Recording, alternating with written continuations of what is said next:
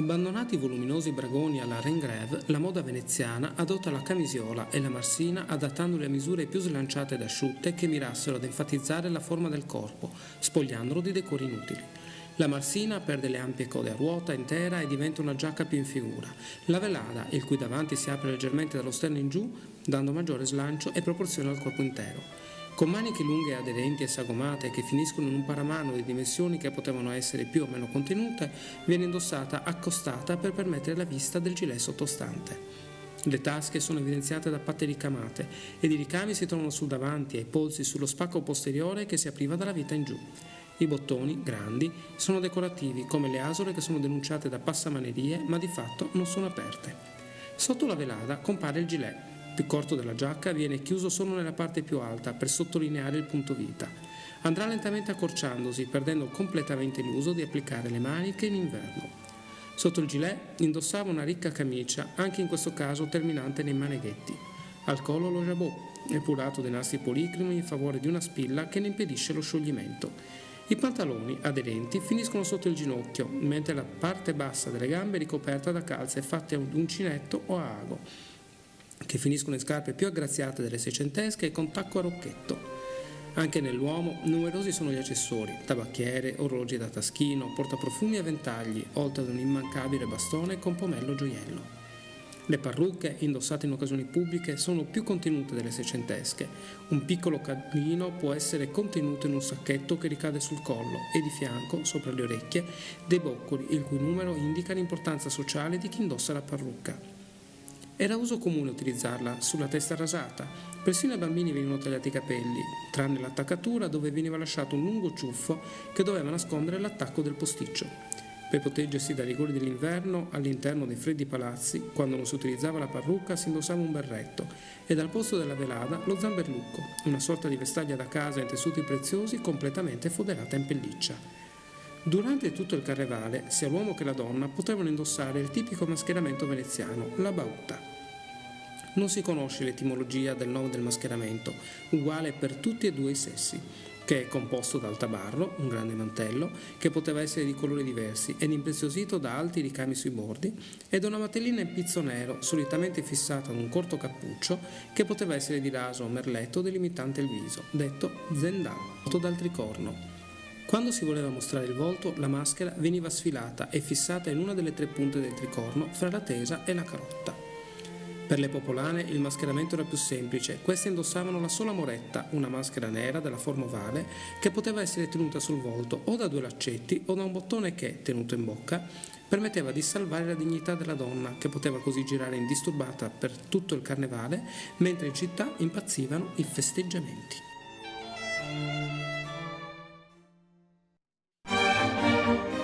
Con la ripresa economica della prima metà del 1700, dovuta alla produzione manifatturiera e la presenza di banche con la costruzione del mito di Venezia città sicura e nel contempo aperta al divertimento, si creano in città le condizioni per un nuovo sviluppo di moda ed architettura.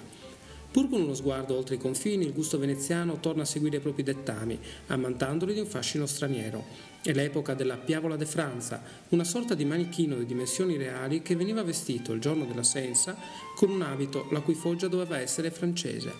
In realtà sappiamo che la foggia veniva scelta dai monsù veneziani, che si ispiravano, oltre che alla Francia, all'Inghilterra, per poi sviluppare modelli adatti alla vita veneziana che si svolgeva fra gondole, palazzi e strette calli. Il modello più diffuso per l'epoca era l'Andrien, detto in veneziano Andriè, la cui foggia fu realmente importata dalla Francia, caratteristica per essere aderente sul davanti e riccamente morbido sulle spalle. Da queste si dipartono numerosi pannelli fissati fra loro per formare un soffietto che si appoggia sui cerchi, i panieri di stecca di balena o di legno, che caratterizzano la sagoma della donna tardo-barocca. Mentre in Francia raggiungono dimensioni spropositate, a Venezia i guardainfanti sono più contenuti, creando con le ampie maniche un unico proporzionato. Le maniche potevano avere fogge diverse, a pagoda, arricchite da ricchi manighetti di pizzo, o più strette, quasi maschili, da cui fuoriusciva una sorta di camicia aderente, anch'essa completata da numerosi giri di pizzo. La camicia veniva indossata sotto il bustino, un corsetto aderentissimo, allacciato sia anteriormente che posteriormente. Per coprire la lasciatura frontale del bustino diventa dunque di fondamentale importanza la pettorina, un pannello di stoffa preziosamente ricamato ed ingioiellato, posto in vista sul petto e cucito direttamente sul bustino, su cui ricadevano le cascate, pizzi fissati alla camicia che fuoriuscivano sulla parte superiore della scollatura. L'abito veniva quindi sia cucito al busto che fissato con gancetti metallici, creando un effetto di continuità altrimenti difficile da raggiungere. La gonna seguiva la sagoma dei panieri e non arrivava sino a terra, lasciando in mostra le preziose scarpe che venivano realizzate in tinta con l'abito e quindi con esso venivano cambiate. Alle mani le mitaines, dei mezzi guanti ricamati e profumati. In questo secolo anche le donne iniziano ad usare complesse parrucche, non accontentandosi più di elaborate trecce imperlate. Tupè sostenuti da veri e propri castelletti di rete metallica ricoperti da posticci permettevano di ottenere alte acconciature che mai raggiunsero gli eccessi francesi. Le cuffie, che sempre hanno caratterizzato le acconciature cittadine, diventano alte e ricche di trine e fiori di seta e spuntano da sotto gli ampi cappelli, lasciando libere 2 lunghe code di pizzo che ricadono sul collo. Numerosi gli accessori, dal ventaglio, cui veniva affidato un intero linguaggio strettamente codificato, agli orologi, ai preziosi bottoni che come gioielli venivano esibiti e di fatto, raramente, servivano realmente a chiudere gli indumenti. Completavano la mise i gioielli, di solito il golier e il suo coordinato polsier, ossia un nastro girocollo da cui pendeva un pendente prezioso abbinato ad un braccialetto in oro che ne riprendeva il tema. Se la moda rivoluzionaria trova difficilmente spazio nel guardaroba femminile veneziano, al contrario l'uomo incroyable trova terreno fertile in città. Perso il rigido e ormai fuori moda abbigliamento ufficiale, i nobili veneziani erano ancora obbligati ad indossare la tunica quando si trovavano dentro il palazzo ducale, la creatività dei rivoluzionari piacque a Venezia. Gilet indossati l'uno sopra l'altro, marsine aderenti che mostravano sia la longilinea forma del corpo che le preziose finiture sottostanti, perdendo i soffietti e le code a ruota intera e trasformandosi in antesignane di frac e tight che nella metà dell'Ottocento diventano la moda imperante. E forse questo è l'ultimo periodo in cui all'uomo si concessero più eccessi nell'abbigliamento, sia nella scelta dei materiali che nei loro accostamenti, rispettando le proporzioni maschili del corpo. Anche nel caso maschile l'influenza inglese fu evidente. In Inghilterra, sotto lo stimolo delle colonie, ove si vigeva la necessità di vestirsi nella maniera più pratica, dovendo affrontare lunghi e faticosi viaggi, si sviluppò una moda che, pensata per la pratica vita di campagna, venne importata in città. La marsina si evolve nel modello che viene definito redingot, breeding coat. Inizialmente le code venivano chiuse grazie ad un bottone posto sulla parte più bassa. In questo modo si poteva montare a cavallo senza far andare a contatto la giacca con l'animale e camminare su terreni fangosi senza schizzare l'esterno, che sarebbe rimasto a vista nelle occasioni più formali, della giacca stessa. Sulle uniformi militari si importò quest'usanza che perdurò per tutte le campagne napoleoniche, creando geometrie fantasiose. La stravaganza e l'opulenza si mostravano nei numerosi gilet che venivano sovrapposti l'uno all'altro senza tener conto dei motivi che li decoravano, combinando motivi a giardino con righe e tinte unite.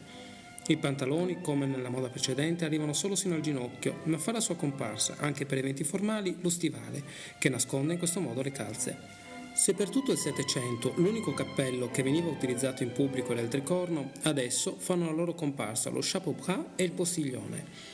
Il primo è un alto cappello a forma di mezzaluna, che una volta tolto può essere facilmente tenuto sotto il braccio appiattendosi. Il postiglione è invece un cappello con calotta alta, di forma troncoconica e piccola tesa. Alla base della calotta compare uno stretto nastro chiuso con una fibbia a gioiello. Anche l'uomo, sui guanti, indossa anelli e la spilla da cravatta, che prima fermava lo jabot, adesso è un lungo spillone ingioiellato che fissa il fiocco della cravatta stessa. Completano i gioielli i bottoni, che potevano essere sia di metalli preziosi che di legno rivestito con la stessa stoffa dell'abito.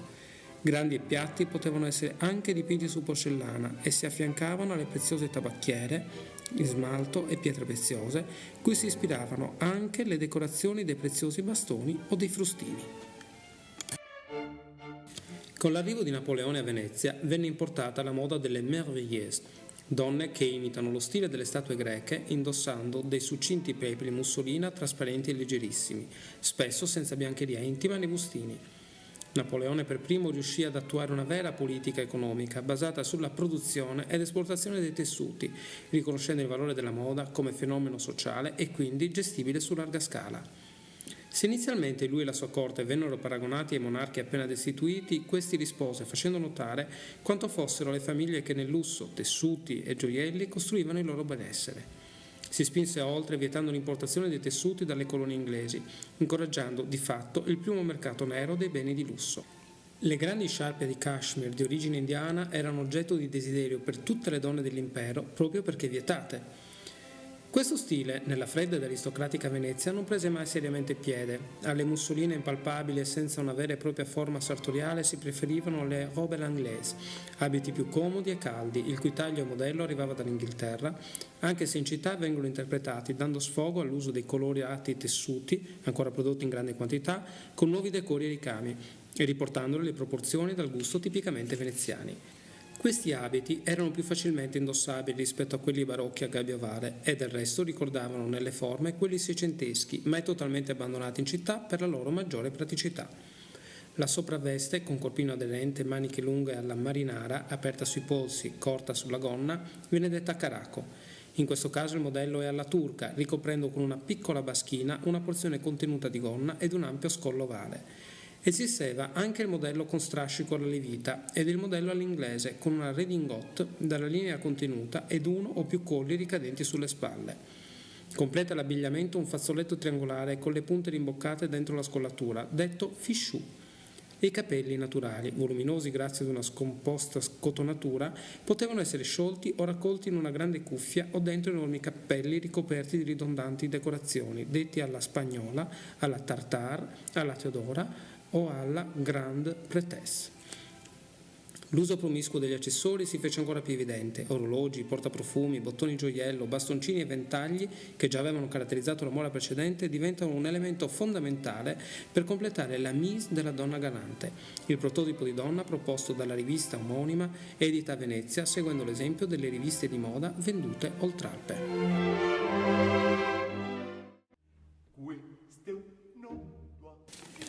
Se la moda trasparente e discinta non prese piede a Venezia durante il periodo della rivoluzione, fu invece largamente seguito in tutti i ceti lo stile impero. Caratterizzato da tuniche classicheggianti dal punto vita subito sotto il seno, con ampie scollature quadrate, aderente nella parte alta del busto e della gonna, che si arricchisce sul fondo per permettere ampi movimenti. Ricompare il busto, seppur scollato, che obbliga le donne ad una postura rigidamente retta. I materiali sono leggeri, sete cotoni stampati, più volte i censori imposero alle donne di indossare cappe ed abiti più pesanti, essendo aumentata la mortalità sia infantile che prenascita, soprattutto nelle classi più abbienti. Il cappotto, che segue la linea aderente dell'abito. Anche questo era materiale leggero, velluto o pannetto di lana molto leggero, e la pelliccia veniva messa solo per arricchire i profili e non più come fodera, non volendo ingrossare la figura della donna dea. Sulle spalle si svolge una grande stola o ricchi scialli di cashmere provenienti dall'India e considerati più preziosi dei pannetti nostrani. Vengono abbandonate le acconciature libere e si ritorna a pettinare i capelli in complesse acconciature alla romana con piccoli boccoli che incorniciavano il viso e sulla nuca trecce e chignon che ricorderanno le matrone raffigurate negli affreschi pompeiani. È il periodo delle grandi scoperte archeologiche, affrontate per la prima volta in maniera scientifica dagli studiosi che seguivano Napoleone nelle sue conquiste, che solo 100 anni dopo, da tedeschi ed inglesi, furono portate a termine con saccheggi che riempiono i musei europei. Si riportarono alla luce Pompei ed Ercolano, si studiarono gli egizi ed i greci, e da queste popolazioni antiche si trasse spunto non solo per l'abbigliamento, ma anche per l'architettura e l'arredo. Le scarpe di stoffa, fragilissime, perdono il tacco e sono legate con nastri serici che avvolgono le gambe e si inoltre il polpaccio. Nelle occasioni formali, all'abito poteva essere fissato un lungo strascico ricamato e sul capo venivano indossati diademi o pettini di osso lavorati con corallo e pietre dure.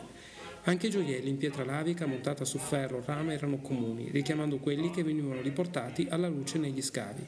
È di questo periodo la moda delle silhouette in porcellana, ma soprattutto dei camei in conchiglia, che nati in Francia trovano la massima espressione nel Regno di Napoli, dove si sviluppò anche un'alta tecnica che raggiunse livelli ineguagliabili utilizzando il biscuit bianco su fondo azzurro. All'aperto, invece, venivano indossati dei turbantini che richiamano la moda orientale che, grazie alle importazioni di stoffe, era conosciuta in tutta Europa.